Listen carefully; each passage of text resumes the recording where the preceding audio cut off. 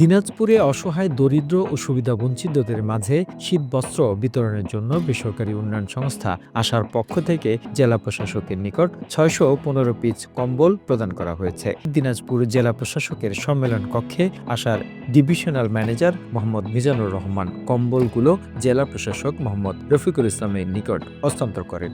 এ সময় উপস্থিত ছিলেন আশার senior additional divisional manager Mohammad Mamunur Rashid, additional divisional manager Prakash Chandra Barman, Ruhul Amin, senior regional manager Dinajpur. বেসরকারি এনজিও সংস্থা আশা প্রতি বছর অসহায় দরিদ্র সুবিধাবঞ্চিতদের মাঝে শীতবস্ত্র বিতরণ করে থাকে। The news Bangladesh desk report.